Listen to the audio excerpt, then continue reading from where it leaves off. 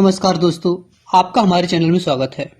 आल्हा मलखान बहुत छोटे थे तभी उनके पिता दशराज और बच्छराज की माणों के राजा जम्बे और उसके पुत्र करिंगा ने हत्या कर दी थी।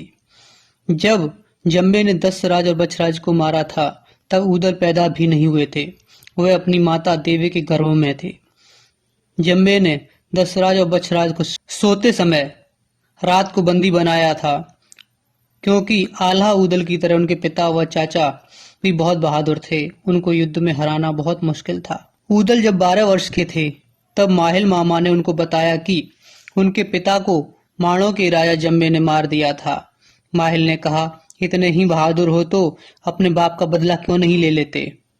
इसके बाद ऊदल को एक पल चैन नहीं आया। इस वीडियो में हम आपको यही बताएंगे कि आल्हा ऊदल मलखान ने कैसे अपने पिता की हत्या का बदला लिया, कैसे राजा जम्बे और उसके पुत्र करिंगा को हराया और आल्हा ने अपने पिता का हाथी और अपनी मां देवी का नौलखा हार भी वापस ले लिया। तो चलिए अब हम अपनी कहानी विस्तार से बताते हैं। आल्हा ऊदल मलखान को जब अपने पिता की दुर्दशा के बारे में पता चला तो उन्होंने राजा परमाल से युद्ध की आज्ञा मांगी, जिसे राजा परमाल ने यह कहकर मना कर दिया कि तुम अभी बच्चे हो, तुम्हारी युद्ध करने की उम्र नहीं है, पहले बड़े हो जाओ फिर युद्ध कर लेना। लेकिन आल्हा ऊदल मलखान की हट के आगे राजा परमाल की एक न चली। उनको मजबूर होकर युद्ध की आज्ञा देनी पड़ी।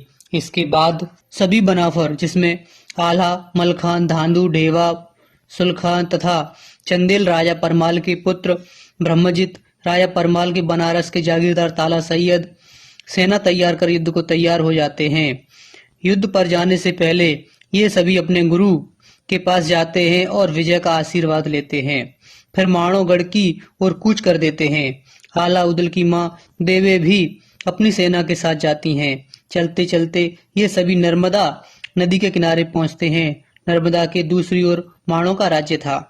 नदी के किनारे बैठकर ये युद्ध की रणनीति पर विचार करते हैं। यह निर्णय लिया जाता है कि आल्हा मलखान, ताला सैयद, ऊदल और ढेवा योगी बनकर माणों की जासूसी को जाएंगे और देखकर आएंगे कि माणों के किले की सुरक्षा व्यवस्था कैसी है, कितनी सेना है और जम्बे की युद्ध की तैयारी कैसी है। फिर सभी बनाफर योगी बनकर अपनी मां देवे से आशीर्वाद लेकर नर्मदा के तट पर आ जाते हैं नदी पार करने को, लेकिन उनको नदी का घाट पता नहीं होता। नदी के पार उनको जम्बे का धोबी दिखाई पड़ता है। ये बनाफर उस धोबी से घाट पूछते हैं नदी का पार करने को। इस पर धोबी कहता है, राजा जम्बे मार देगा अगर यदि घाट का पता बताया तो। इस पर ऊदल पूछते हैं, राजा घाट बताने से क्यों डरते हैं। इस पर धोबी कहता है, राजा जम्बे की महोबे के राजा परमाल से दुश्मनी है। जम्बे ने परमाल के सेनापति दशराज और वच्छराज की हत्या कर दी थी। अब उनके लड़के बड़े हो गए हैं और माणों पर हमला कर सकते हैं, इसलिए घाट का पता नहीं बताऊंगा। इस पर ढेवा कहते हैं कि हम किसी दूसरी जगह चले जाते हैं। हमने इस ओर यज्ञ किया है, हमारे उस धूनी में बहुत सा धन है, तुम उसे ले लो, तुम्हें किसी राजा की नौकरी की जरूरत नहीं पड़ेगी। इस पर धोबी नदी पार करने लगता है। तभी ढेवा राख में सोने के सिक्के दबा देते हैं। धोबी नदी पार कर आता है और पूछता है, कहाँ है धन। इस पर ढेवा यज्ञ कुंड की ओर इशारा कर देते हैं। फिर धोबी राख से गड़ा धन निकालने लगता है। इस पर धोबी धन लेकर योगियों से बहुत प्रभावित होता है और माणो चलने को कहता है। फिर सभी धोबी के साथ नदी पार कर माणो आते हैं। तभी वे उस बरगद के पेड़ के नीचे से निकलते हैं जिस पर जम्बे ने दशराज और वच्छराज की खोपड़ी लटका रखी थी। तब बनाफर पूछते हैं कि ये किसके सर हैं। तब धोबी बताता है, ये महोबे के दशराज और वच्छराज के सिर हैं। इतना सुनते ही सभी बनाफरों का मन दुख व क्रोध से भर जाता है। तब धोबी कुछ आगे बढ़ जाता है। तब ये बनाफर उन खोपड़ियों के सामने कसम खाते हैं कि हमारे पिता का ये हाल जम्बे ने किया है, हम भी उसका यही हाल करेंगे, उसके किले के तोड़कर उसकी जगह तालाब बनवा देंगे। फिर धोबी इन सबको लेकर जम्बे के दरबार में पहुंचता है। राजा जम्बे ऊदल के हाथ में सोने का कड़ा देखकर कहते हैं, तुम योगी हो, तुम्हारे पास सोने का कड़ा कहाँ से आया। इस पर ऊदल कहते हैं, यहाँ आने से पहले वह महोबे गए थे।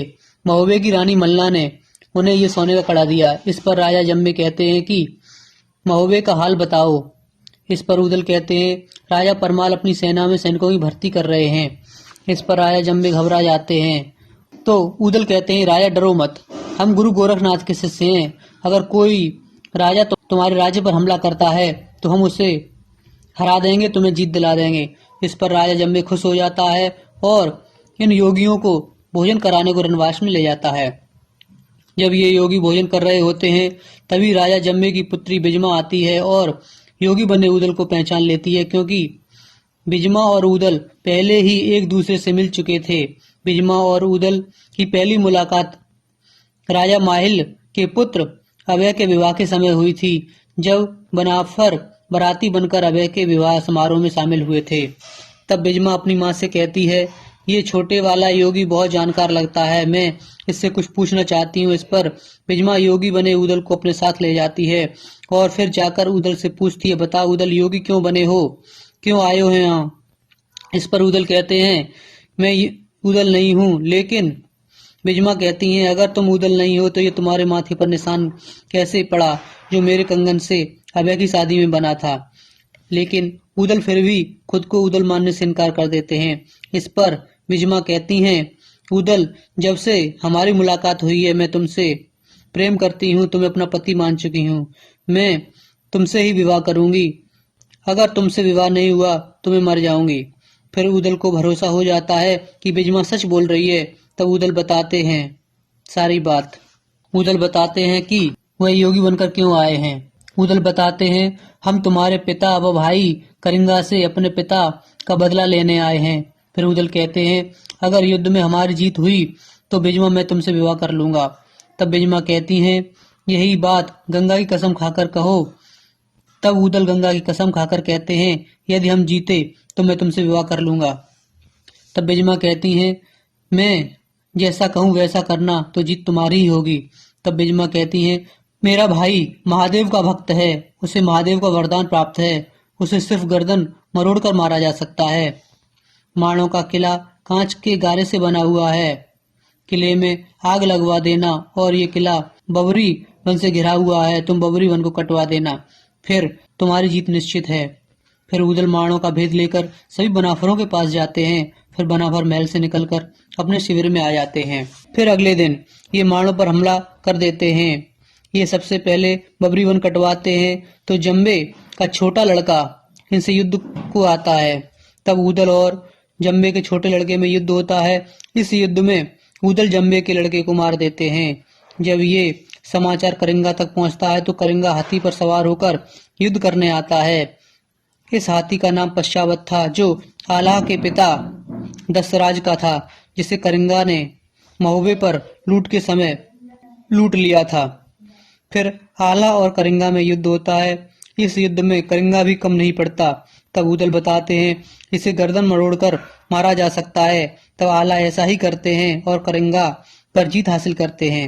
फिर राजा जम्बे युद्ध करने आते हैं। बनाफर उनको भी हरा देते हैं और जम्बे को बंदी बना लेते हैं।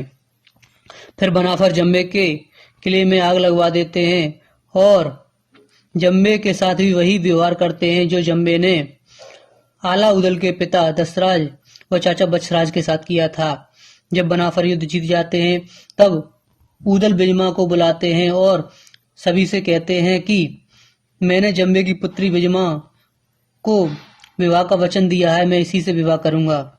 लेकिन उदल की इस बात से उनके चचेरे भाई मलखान सहमत नहीं होते और वह कहते हैं कि यह दुश्मन की पुत्री है, अगर अपने पिता को धोखा दे सकती है, भाई को धोखा दे सकती है, तो हमें भी किसी दिन धोखा देगी, तुम इससे विवाह मत करो। लेकिन उदल की जिद के आगे नहीं चलती। उदल बिजमा से विवाह करने लगते हैं।